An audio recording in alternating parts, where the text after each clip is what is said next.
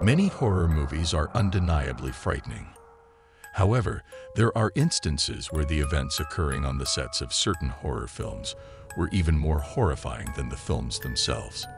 Numerous terrifying incidents unfolded during the production of some of the most successful horror movies ever made, either before, during, or shortly after filming. Whether these incidents were unfortunate accidents, cruel twists of fate, or some malevolent curse is still a matter of debate.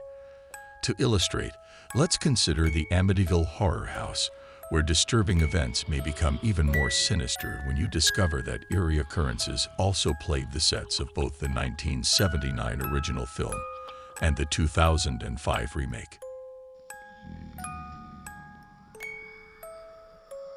The first Amityville movie featured James Brolin, who initially hesitated to take on his role. However, he ultimately accepted it due to an unusual incident. While reading the script one morning, he reached a particularly scary section of the story, and suddenly, a pair of pants belonging to one of the actors fell off a hanger.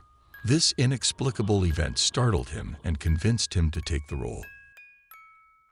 Fast forward to the 2005 remake, with Ryan Reynolds stepping into James Brolin's original role. During filming, Ryan Reynolds and other cast members claimed that every morning, at precisely 3:15 a.m., they would wake up. This was especially chilling because 3:15 a.m. marked the exact time when Ronald DeFeo murdered his entire family in the house, adding an extra layer of creepiness to the set. At one point during the filming, a real dead body washed up near the boathouse in the backyard of the house.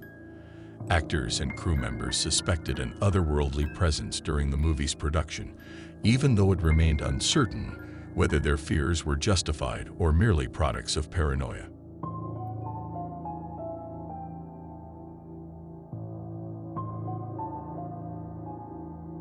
In the 2012 film, The Possession, an unconventional horror movie involving rabbits, Judaism, and a cursed Jewish relic called the Dybbuk box that attaches itself to a young girl, there were unsettling incidents on set.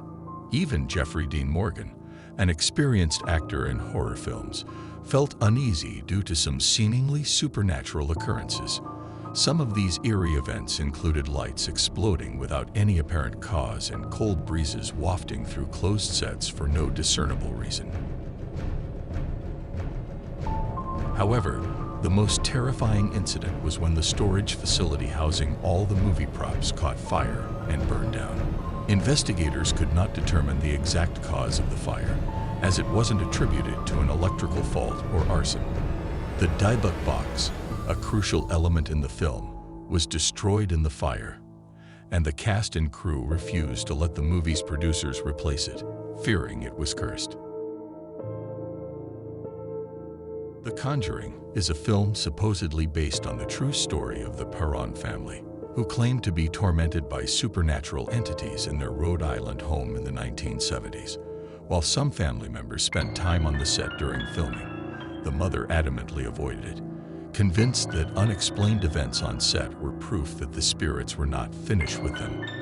For example, during one visit by the Perron family, an inexplicable gust of wind swirled around them, even though no movement could be seen in the nearby trees. Only a couple of days later, the hotel housing the actors and film crew caught fire, resulting in an evacuation. The unnerving incidents did not stop there. During an evening at the director James Wan's office, his dog began growling at something unseen. Despite investigating, nothing antagonistic was found. However, the dog appeared fixated on an invisible presence in one corner of the room, which left James deeply unsettled. Vera Farmiga, who portrayed the paranormal investigator in the film, refused to take the script home, as it made her uneasy, and she couldn't read it at night due to paralyzing fear. After a phone call with James Wan, Vera opened her laptop and discovered 3 digital claw marks running diagonally from the upper right to the lower left of her screen. This occurrence repeated a few months later, on the day she completed her work on The Conjuring, when she found 3 claw-mark bruises on her thigh upon waking up. In 1983, a film based on the Twilight Zone series was released. Tragically, actor Vic Morrow lost his life on the set during filming. What made this incident even more disturbing was that Morrow had seemingly predicted his own death a year earlier. Prior to the filming of the Twilight Zone movie, Morrow took out a $5 million life insurance policy on himself, explaining to friends and family that he had a premonition of something terrible happening in an upcoming film, which he had seen in a dream. Regrettably, his premonition came true as he was killed during a scene involving a helicopter for the movie, along with 2 child actors. A subsequent investigation and court case revealed eerie similarities between the accident and a concept artist's sketches, which inadvertently foreshadowed the tragedy. Civil and criminal actions were brought against the filmmakers, lasting nearly a decade. During the trials, some parents testified that they were never informed about helicopters or explosives on the set and were assured there would be no danger, only noise. In a groundbreaking legal case, director John Landis and 4 crew members were ultimately found not guilty on the 3 charges of manslaughter, marking the first time a director had been charged in relation to a fatality on a film set. The Omen, a 1976 horror classic, tells the story of a young boy, Damien Thorne, who was secretly switched at birth by his father after their biological child died shortly after birth. As mysterious events and violent deaths unfold around Damien, it becomes clear that he is, in fact, the Antichrist. The film's production was marred by a series of tragic events that nearly prevented its completion. The tragedies began with the suicide of Gregory Peck's son, which occurred as filming commenced. A crew member suffered severe injuries in a car accident on the way to the set. However, the string of misfortunes didn't stop there.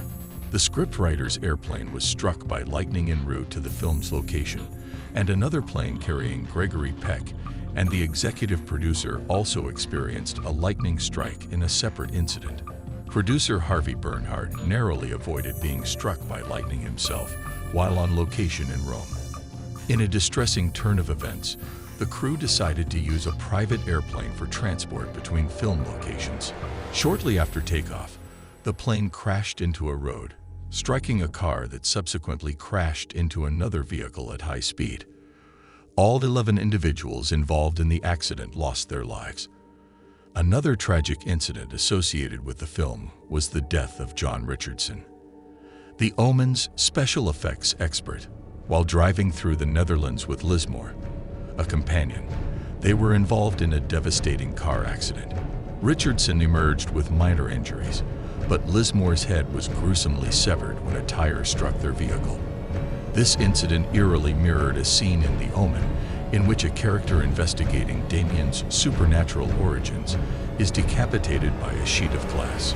Richardson later reported passing a road sign just before the crash that read Omen 66.6 kilometers.